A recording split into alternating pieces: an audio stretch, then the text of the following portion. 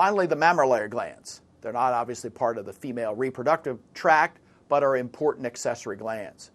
They are tubulo-alveolar glands that consist of 15 to 20 lobes that are drained by an equal number of lactiferous ducts that open at the tip of the nipple. Their histologic structure varies by sex, age, and physiologic status.